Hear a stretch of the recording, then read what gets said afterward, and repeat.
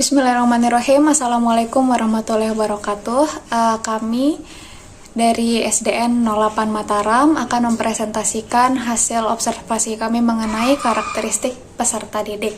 Adapun anggota kelompok kami adalah yang pertama saya Anggun Kamila Sari, yang kedua adalah Indah Nurfitriana, dan yang ketiga ada Kinanti Idha Parameswari, yang keempat Luh Ayu Sudarmini, dan yang kelima adalah Nurul Aini. Jadi di sini ada 12 aspek yang kami observasi. Yang pertama adalah etnik, yang kedua kultural, yang ketiga status sosial, yang keempat minat, yang kelima perkembangan kognitif, yang keenam kemampuan awal, yang ketujuh gaya belajar, kemudian motivasi, perkembangan emosi, perkembangan sosial, perkembangan moral, dan perkembangan motorik. Adapun peserta didik yang kami observasi di sini bernama Pasek Dwi Budinanda Pratnya, dipanggil Wian.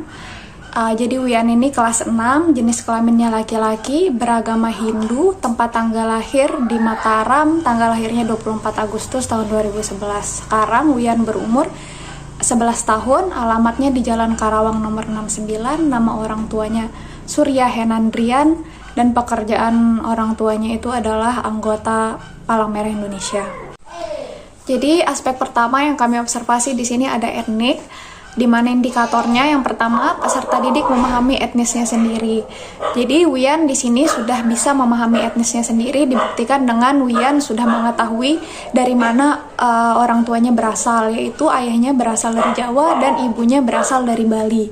Kemudian aspek yang kedua indikatornya adalah peserta didik dapat bekerja sama dengan teman yang berbeda etnis. Di sini Wian sudah bisa bekerja sama dengan temannya yang memiliki etnis yang berbeda, dibuktikan dengan Wian itu selalu tidak membeda-bedakan temannya yang berbeda. Aspek yang kedua di sini ada kultural, di mana indikatornya yang pertama adalah peserta didik menggunakan bahasa daerah sebagai bahasa sehari-hari. Di sini Wian tidak menggunakan bahasa daerahnya, Wian itu menggunakan bahasa Indonesia sebagai bahasa sehari-harinya saat bergaul dengan temannya dan saat berkomunikasi dengan orang tuanya. Kemudian indikator yang kedua, peserta didik mampu menyanyikan lagu tradisional daerahnya. Di sini Wian tidak mampu menyanyikan lagu tradisional daerahnya karena Wian itu tidak dibiasakan menyanyikan lagu tradisional daerahnya. Jadi Wian itu hanya belajar lagu tradisional daerah saat ada Sabtu Budaya di sekolah saja.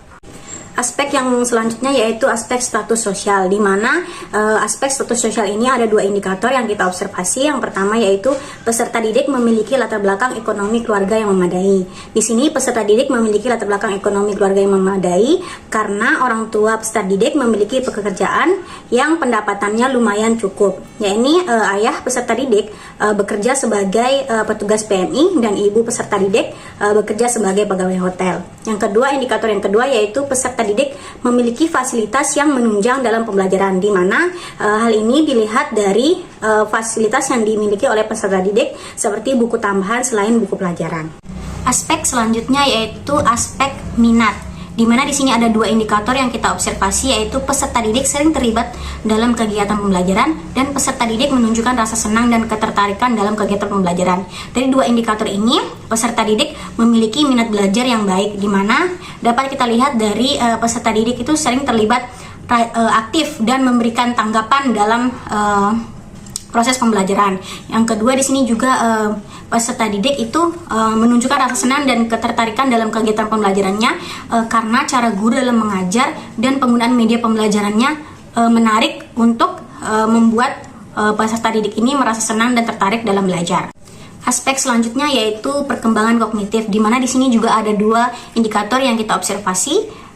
Yang pertama, peserta didik mampu menjawab pertanyaan yang diberikan oleh guru, dan juga peserta didik juga mampu memusatkan perhatian pada saat jam pelajaran. Dimana di sini dapat dilihat dari peserta didik ini aktif dan dapat menjawab segala pertanyaan dari guru, dan juga di sini peserta didik mampu memusatkan perhatiannya pada saat pembelajaran dan tidak mudah terganggu ketika temannya membuat keributan di kelas. Aspek yang selanjutnya yakni kemampuan awal, di mana di sini kami mengobservasi peserta didik apakah sudah mampu membaca, menulis, dan berhitung. Observan kami sudah mampu membaca, menulis, dan berhitung karena observan telah dibiasakan sejak dini untuk membaca, menulis, dan berhitung. Dan juga observan kami saat ini sudah duduk di bangku kelas 6 SD. Yang kami amati selanjutnya yakni peserta didik memiliki pengetahuan tentang materi yang diajarkan.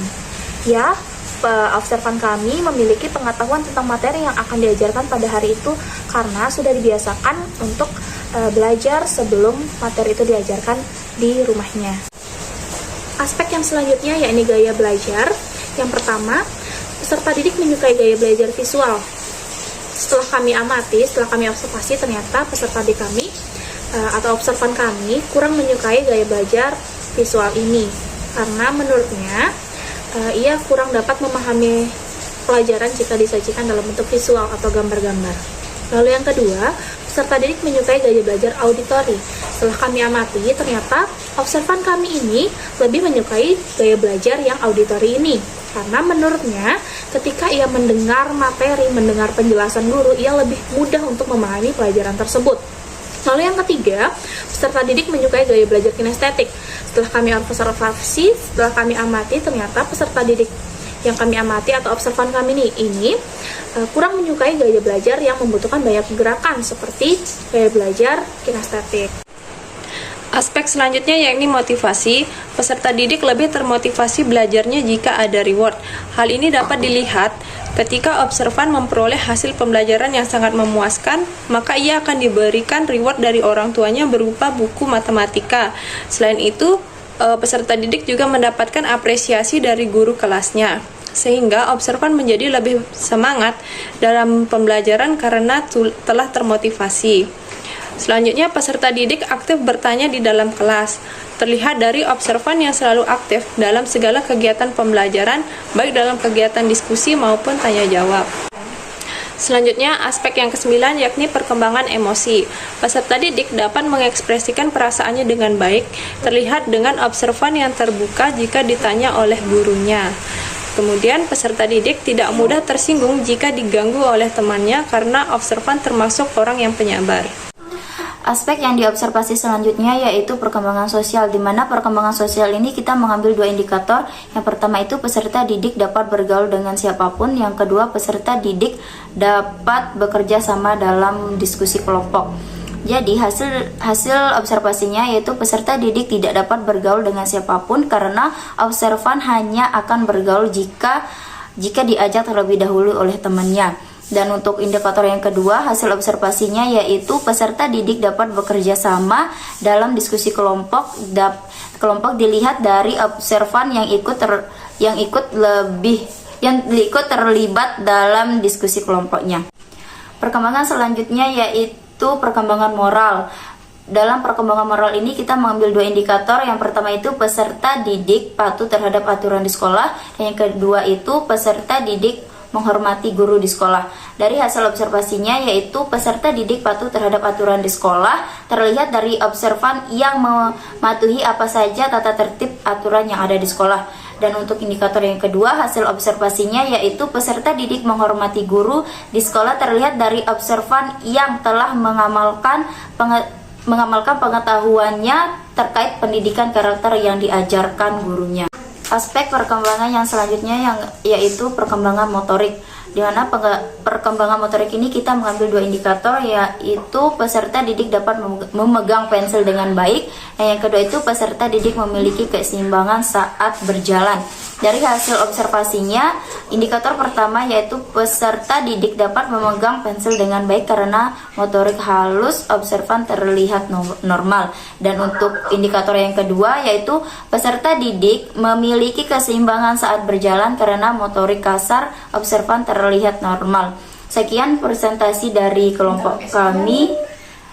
Kurang lebihnya kami mohon maaf. Wabillahi taufiq wal hidayah. Wassalamualaikum warahmatullahi wabarakatuh.